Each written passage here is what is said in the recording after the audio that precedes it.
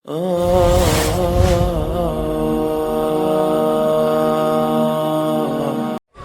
اکبر کہہ کر کے آپ نے ہاتھ باندھا. نماز آپ شروع کرنے جا رہے ہیں. اللہ کے نبی فرماتے ہیں سلو کما رأیتمونی اصلی، نماز ویسے پڑھو جیسے اپنے نبی کو تم نے نماز پڑھتے ہوئے دیکھا ہے. جیسا طریقہ نبی کا تھا نماز کا، ویسے ہی طریقے پر ہمیں نماز پڑھنی ہے. اللہ کے رسول جب نماز پڑھتے تھے سینے پر ہاتھ باندھتے تھے. سب سے پہلے دعائے ثنا پڑھتے تھے، اللہم باعث بینی پڑھتے تھے، اعوذ باللہ پڑھتے تھے، بسم اللہ پڑھتے تھے، سورہ فاتحہ پڑھتے تھے. آپ نے یہ بھی فرمایا بغیر سورہ فاتحہ کے کوئی نماز نہیں ہوتی.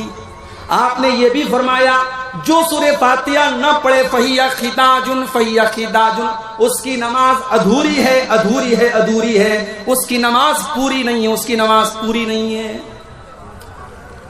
اس کے بعد اللہ کے نبی کوئی اور سورت پڑھتے، پھر آپ رکوع میں جاتے اور رکوع میں جانے کے پہلے آپ رفع یدین کرتے، اپنے دونوں ہاتھوں کو اٹھاتے کندھے تک. رکوع میں جب آپ جاتے آپ کی پیٹھ اور آپ کا سر بالکل برابر ہوتا اور اطمینان سے آپ رکوع کرتے اور اپنے دونوں ہاتھوں سے اپنے گھٹنے کو مضبوطی سے پکڑ کر کے آپ رکوع کرتے. رکوع میں آپ نے بہت ساری دعائیں سکھائی ہیں. سب سے مشہور دعا ہے سبحان ربی العظیم. یہ دعا کم سے کم 3 بار پڑھنی چاہیے. اللہ کے رسول پڑھتے تھے.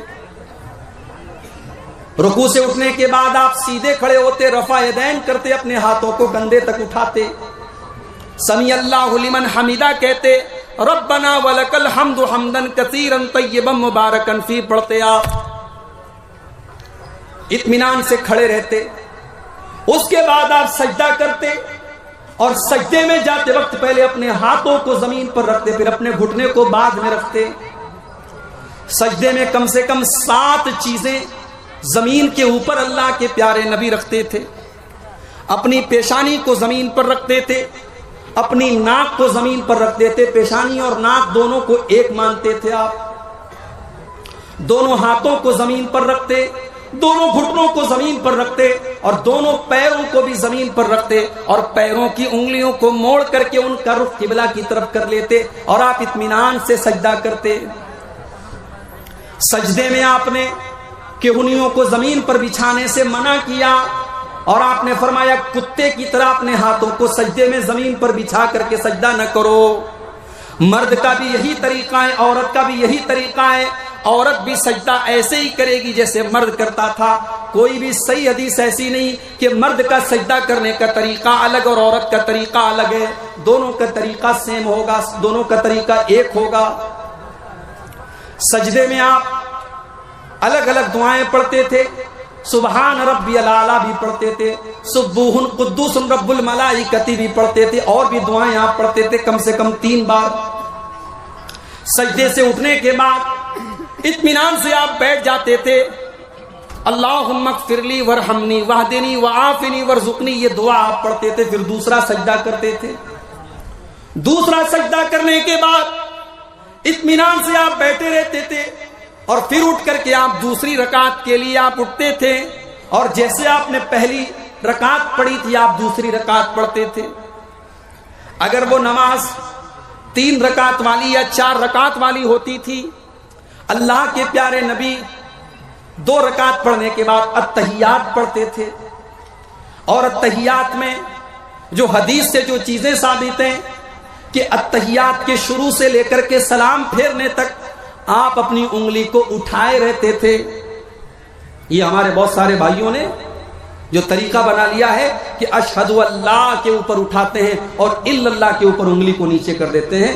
معاف کیجئے، یہ حدیث سے ثابت نہیں ہے. پورے تشہد میں التحیات آپ نے جب سے شروع کی ہے، سلام پھیرنے کے ٹائم تک آپ کی انگلی ایسے اٹھی رہے گی. بیچ بیچ میں آپ تھوڑا تھوڑا انگلی کو حرکت دیں گے. جب درود شریف پڑھیں گے تب آپ حرکت دیں گے، درود شریف کے بعد کی دعائیں جب آپ پڑھیں گے تب آپ حرکت دیں گے. یہ حرکت دینا بھی اللہ کے رسول صلی اللہ علیہ وسلم سے ثابت ہے. تیسری رکعت کے لیے جب آپ کھڑے ہوتے تو آپ رفع یدین کر کے اپنے ہاتھوں کو سینے پر باندھ لیتے. تیسری اور چوتھی رکعت میں آپ سورہ فاتحہ پڑھتے تھے، کبھی کبھی کوئی اور سورت بھی پڑھ لیتے تھے، لیکن عام طور سے صرف سورہ فاتحہ پڑھتے تھے۔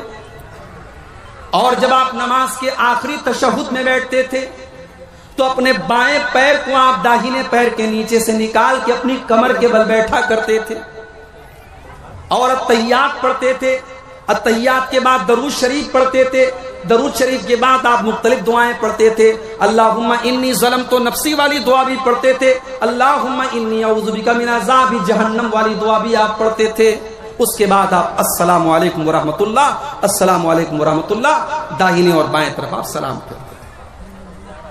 یہ ہے اللہ کے رسول کی نماز کا طریقہ۔ اب کوئی اگر یہ کہتا ہے مولوی صاحب آپ نے طریقہ تو بتا دیا، لیکن ہم تو اسی طریقے پر نماز پڑھیں گے جو باپ دادا سے ہم دیکھتے چلے آئے تھے۔ معاف کرنا میرے بھائی، اللہ تعالیٰ کے آپ سے یہ نہیں پوچھا جائے گا آپ کے باپ دادا کیسے نماز پڑھتے تھے، اللہ تعالیٰ کے یہاں یہ پوچھا جائے گا آپ کی نماز رسول کے طریقے کے مطابق تھی کہ نہیں تھی۔ اس لیے کہ اللہ نے اعلان کر دیا لَقَدْ كَانَ لَكُمْ فِي رَسُولِ اللَّهِ أُسْوَةٌ حَسَنَةٌ۔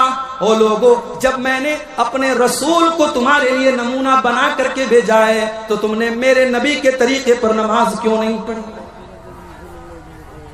ایک صحابی مسجد میں آتے ہیں، 2 رکعت نماز پڑھتے ہیں، نماز پڑھنے کے بعد وہ اللہ کے رسول کو آ کر کے سلام کرتے ہیں، اللہ کے پیارے نبی ان کے سلام کا جواب دیتے ہیں، اور جواب دینے کے بعد اللہ کے نبی کہتے ہیں ارجع فصلی فإنک لم تصلی، جاؤ تم پھر سے نماز پڑھو، تمہاری نماز نہیں ہوئی۔ صحابی پھر سے آتے ہیں، پھر سے 2 رکعت نماز پڑھتے ہیں، پھر آ کر کے اللہ کے رسول کو سلام کا جواب دیتے ہیں۔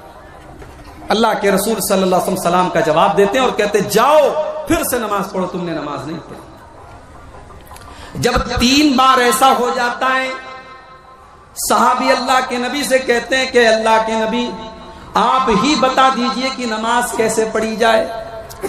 اللہ کے پیارے نبی اپنے صحابی کو سمجھاتے ہیں جب تم نماز کے لیے کھڑے ہوا کرو تو اطمینان سے کھڑے ہو جاؤ، جلدی بازی میں نماز نہ پڑھو، اطمینان سے نماز پڑھو، سورہ فاتحہ پڑھو، کوئی سورت پڑھو، پھر اطمینان سے رکوع کرو، پھر اطمینان سے رکوع کے بعد کھڑے ہو جاؤ۔ تمہاری نماز میں سکون ہونا چاہیے، اطمینان ہونا چاہیے۔